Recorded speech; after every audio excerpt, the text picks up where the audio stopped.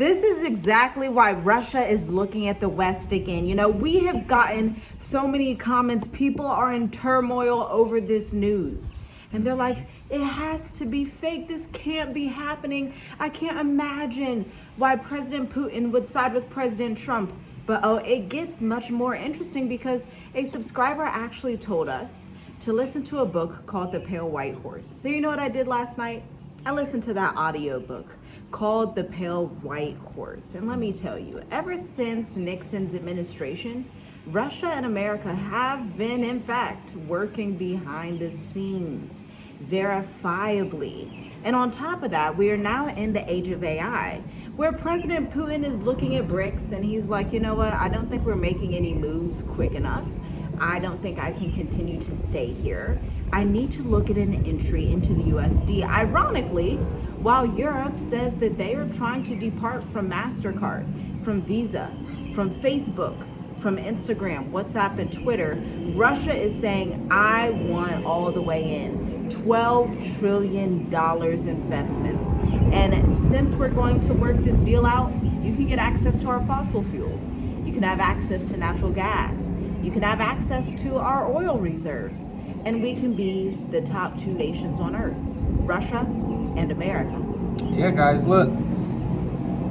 They tell you what it is before they even say it. So what this really brings me back to is the movie Saw, right? You know, that was a good movie. If you don't know us, we like to watch movies like that tells us what's going to happen before it happens, right? And that's a perfect example of, you know, there's probably a lot of, you know, of course, governments work with governments. So nations work with other nations. You got to understand it. So that, yes, they are working together. And no matter how much they say they do not, they are working together. So what my wife was just saying about how these other countries, and I, you know, the last video I just did, guys, you know, go watch it, because I was just talking about this, of how these other countries are starting to say, yeah, I don't want to get rid of USD. I don't want to have bad relationships with America because Donald Trump, he'll put 100% tariffs on our country, or, you know, he will kick us out of this program, of that program. And countries that they're like, you gotta understand, Donald Trump's a businessman. He's been doing this for longer than we have been alive. Businessman type vibe. So when he walks in a room and tells something and says something, you got to know that he means it. So it's really important to know like how important this is and how this is going to affect each country. Exactly. And we're going to break down in this video why this is truly all about AI as well. Because we are in a new modern era Cold War, but it's not America versus Russia. It's America versus China and the AI race. You can see the ChatGPTs, the Claude Anthropics, the Google Geminis, the Elon Musk Grok, whatever system that he uses. And all of these companies are owned by America, the top AI companies in the world. And people say, you know, AI is not really working, it's not getting money. But I'm gonna tell you something. I've worked with a company that got $350 million in venture capital funding. And then they expanded that in the last 2 years to $10 billion. So there is money to be made in AI, and Russia knows this. You think Russia isn't behind the scenes with their agents and spies in America, seeing what's happening and going, oh, you know, I think we need to actually be partners. I think the time is up for us to be Cold War enemies. That was the old world. That was World War II, Cold War era. That time has passed by. Let's do something a little bit different. But over the past few weeks, it's been subtle. Russia is reassessing its most rigid post-2022 position, total financial and technological separation from the United States, not publicly, but ideologically, strategically, because this isn't about friendship. This is about leverage. This is about, we have oil, natural resources that you don't have. You have those AI systems and some pretty cool military technology that we would potentially want to have. And they also house a secret. Again, I'm gonna just tell you to go listen to The Pale White Horse. They're housing another secret. And it does not start with President Trump or President Putin. Putin may have been in power during that time, actually. He's been in power for quite a long time. But it starts with Nixon's administration, okay? I just want to make that clear. Go read that book, listen to the audio book on your own. It's visible on YouTube. You can get that. But here's the thing. They used to think in Russia, we want to reduce exposure to the US dollar, lean into local currency trade, and deepen economic integration with China and other BRICS partners like Brazil. R is obviously Russia, India, China, South Africa. But on paper, that diversification may have looked like strength, but in the real world, they couldn't get it to mean anything. They couldn't get their economy to get a ROI on that partnership. Yes, they would have the conferences, but behind the scenes, when you looked into the conferences, they were just for show. Nobody was really actually coming up with a gold currency in 15 years because BRICS was founded in 2005. BRICS has been around for quite some time, but there's just not any substantial growth, any product coming to market. There's nothing really happening with BRICS. And so that's why 51% of the world, if not a little bit more, still trades in US dollar, even through the de-dollarization era, which it looks like the de-dollarization era is just about over. It seems that the world will return to the dollar reserve currency. And that is a huge shift in what we all thought would happen. But that's why America is Mystery Babylon. You can't be Mystery Babylon without getting everybody drunk on the American goodness, right? And China now plays an outsized role, not just as a buyer of Russian energy, but as a supplier of manufactured goods, components, and financial liquidity. That diversification for Russia actually turned into hyper-dependence. So Russia felt like China's getting ahead of us. They manufacture more. They manufacture more than everybody on the planet. Let's just be honest. They're the manufacturer and the supplier. They're crazy. Everything for Russia. So, yeah. And so Russia's like, okay, we gotta figure something out. We have to be more diversified, and they're diversified. They don't want to work with the UK. They don't really like the Germans much either. They don't want to work with the Spanish. There's not much there that they can get from the French. And so they're like, I think we need to go to America. That's the power play that we need. Because we worked with another world superpower, China, but we're too interdependent. Maybe China wants them to do some things behind the scenes that they may not want to do. That's probably what's happening as well. And so they're like, let's go to our cousins, because America and Russia are cousins, make no mistake. If you didn't know, you should know. If you don't know geography, history, you should understand that America and Russia are truly cousins. Just understand that, okay? And it's a renewed signaling towards America that is going to show you that these AI models, this technological advancement is here to stay. Every nation can see it, and every nation wants a piece of the pie. But Russia knows it can't stay in the old world in order to get a piece of that American AI pie. Yeah, the American pie, huh? That's another movie. But yeah, it's really getting down to currency, resources. So I like how you were saying resources. Resources isn't just money. You get what I'm saying? That's oil. That's a supplier. That's someone that manufactures stuff. You get what I'm saying? So the resources is very, very important. And if you follow the money, if you follow the currency of what's going on, you will kind of see what's going to happen pretty soon. Like the future is going to, I'll say the near future, because there's a lot of things that's happening. You know, Q1 is about to be over, then it's going to become Q2. So there's a lot of things that's about to transpire, and yeah, this is huge, guys. This is something. This is going to change a lot, because Russia, they've been sovereign. They've been not trying to depend on the USD, and that shows you how powerful the US dollar is and the system behind it. I believe you said 51% of the world uses USD. Still. And then even with the, what is it, the EU or the UN? I believe it's the UN, the United UN, Nations. The United Nations. So they only hold maybe like somebody broke it down. I think it was like 2 or 3%. 2%. Yeah, and then the US dollar holds like 58% of world currencies. Of world currency. So you got to think about that, how You know, that's a big gap. That's a big gap. That is a huge gap. That tells you that wherever you go with US dollar, you can transfer. But wherever you go with Chinese yuan, you can't do that. Hard. Or Russian ruble, you can't do that. Or South African rand, you can't do that. Right. Or India, rupee.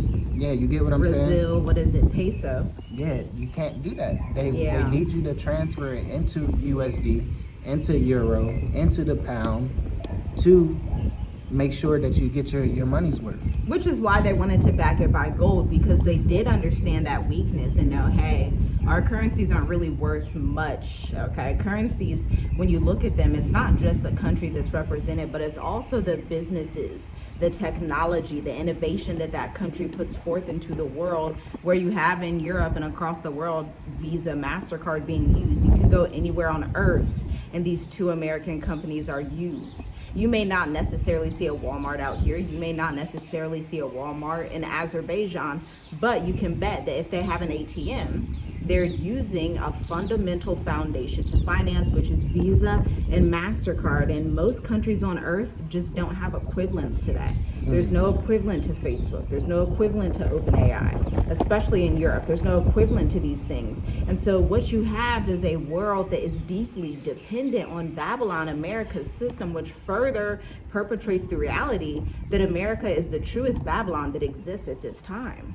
Because everybody in the world uses a Visa, a MasterCard, OpenAI, ChatGPT, Claude. They use these American technologies. Again, you may not see Target down the street out here. You may not see Walgreens. You're definitely not going to see Walgreens. CVS. But some of these bigger technology advancements that America has put forth are the ones that make all of the difference for the finances of the future, okay? And Ukraine is nervous, like Zelensky. Can we just remember earlier, was it this year or last year, when President Donald Trump was talking to Zelensky and he was basically telling him off with the American government, saying, you're ungrateful. You came in here and you didn't come in a suit. You're just like, you're very ungrateful. I really don't even want to send you any more money. All the Americans were saying this on international television to the president of Ukraine, Zelensky. And now, literally a year later, Zelensky is sounding the alarm. Because this is happening behind the scenes. Russia and America don't really want to talk about it. Even the White House is divided about this, okay? You're not even getting comments from the White House. But Zelensky himself has put forth a warning, mainly for his Western European counterparts, to warn his folks, the UKs, the Germans, the Spanish, the French, the Belgians, the Germanese, all of them, to let them know, listen, they are trying to do a $12 trillion deal with America. Not million, not billion, not even 1 trillion. They're trying to pitch a $12 trillion deal that includes nuclear, AI, natural resources, fossil fuels. And so what are we gonna do is Europe? Well, Europe will decline into a new form of the modern dark ages if this goes through. If President Trump signs this agreement and says, yes, come on and invest 12 trillion, because Putin's pitching it to the US. So if President Trump agrees and signs this with Putin, Europe's gonna be done. That's what's gonna happen. Africa's still gonna be chilling. Africa's gonna be rising. Africa's gonna have to reassess and be more strategic about working with their own people in the continent and not being so tribal, because that's really what causes Africa to fail, the tribalism across the continent. But countries are going to look and they're either going to crash because it's such a huge reset that's about to happen. Remember, this has never happened ever before. The world has never, ever, ever seen a world where America and Russia work together as superpowers. But understand, American intelligence and Russian intelligence, they are acquainted with each other very, very well. Not just recently. This goes back to the 50s, to the 60s, to the 70s. This is decades long of engagement that a lot of African nations don't even understand is happening, because African nations did not even get their independence until the late 60s a lot of times. And so there's a lot of history here with America and Russia that, unless you are doing historical analysis, unless you are listening in history class, unless you are reading audiobooks, listening to audiobooks on this topic, you're not going to fathom what's happening, and you're going to be confounded by these things. But Zelensky is like, hey, I have to sound the alarm for my European people. This could mean the end of Europe. He's basically saying, I'm drowning. You know, if they do that, you know, America's going to just let us be sold off. We're going to become Russia. Yeah, it really gets down to these countries sitting at the table, and it's going to be countries like, oh no, we just need to go with America. That's how it's going to be. But it kind of brings me to a point of Greenland too. Some things is happening behind the scenes that they're not talking about, and I think it's a big thing with Greenland and the resources there. Right. Russia is right there. Just imagine these two superpowers come Greedy together. superpower. And you know, Trump is who Trump is, and he's gonna get Greenland. So there's the resources. As soon as they say yes, and America put their foot on that landmass of Greenland, and start digging and stuff, yeah, they gonna keep moving and pushing to areas that they might not supposed to be, but they want to be.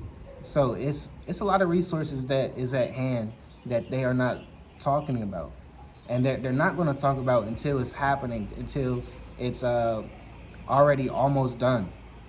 So you got to always think about what are they not saying or already said that needs to come into play. It's deep. It's getting super deep. Yes, if you are unaware of what's happening, go to Kyiv Independent. It's a capital city that's in Ukraine. They're the ones who first posted this information a couple of days ago. The Kyiv Independent. So it's like a newspaper out in Ukraine warning. And, you know, it's like, what can the West do? Without America, I'm pretty sure the United Kingdom, France, they're not really going to be able to send that much money to Ukraine to truly fight Russia as the U.S. fully steps back. Because remember, President Donald Trump already said he wants to step back. Yeah, he already said we're pulling back. Yeah. We're not even going to be in all this anymore. Y'all need to deal with that yourself. We fund more than 50% of the weapons in NATO. Telling the Europeans, like, basically, you guys are too weak. And that's your problem. It's not a me problem anymore. I've been dragging you along with me for 50 years or so, and now I'm tired. So President Trump is laying a boundary with his European counterparts, telling them, look, I don't have anything else for you anymore. Yeah. It just is what it is. And so you have to come to the understanding what we're seeing now is not a complete reversal of de-dollarization, because when BRICS was created, it was not created to truly replace the West. It was not going to be able to do that without huge friction happening in the world, without other wars and other people dumping government bonds and things of that nature. China is still dumping government bonds, but it was created to create a differentiator where you could conference with Brazil, Russia, India, China, South Africa, and you could kind of come to the table and have these ideas and have these meetings. But at these meetings, they started saying to each other, you know, I don't think we're going to dump the dollar. Yeah. And then another country like Indonesia would pop up and say, yeah, I don't think we are either. Then another country would pop up and say, we're not going to dump the dollar either. And so their conversation started to be very lukewarm. They could not stick to what they had put out there in the front. They could not unify with those very, very vast different nations. Again, these are people from South America to South Africa to Asia. These are vastly different cultures as well. And so they could not come on one accord for that. And it may not have been the time for it. The Most High is probably saying, you know, it may not have really been time for that in that type of way, in that type of fashion. It's time for something else that we're all about to see take place, and it's going to look drastically different. If you're looking at leaving the U.S., I would do it soon. Yeah. We say that every video, but this should really give you pause. You gotta take advantage of that U.S. dollar before it start jumping up again. I think it's even deeper than that, because I believe that with a Russia-U.S. allyship, I believe what Trump really is interested about with President Putin is the fact that he's been in power so long. We all know Donald Trump wants to stay in power. Donald Trump wants an America that mimics the old-time Soviet Union in modern times. And it's easy to accomplish that with AI. It's easy to accomplish that with ICE agents already unaliving people, dragging people out of their homes, getting rid of people. It's very simple. He's already on the trajectory to do that. And so he's bringing Putin in for a very specific reason, potentially. That's what Donald Trump would get out of this agreement, because Putin knows how to be a dictator. Most of the world is a dictatorship, except America, until now. And so if you don't want to be in a dictatorship, you may want to reassess where you're at. Understand, the old America, free world, free speech, that's gone. Understand, when you come out of America, it will not be like America. That's gone.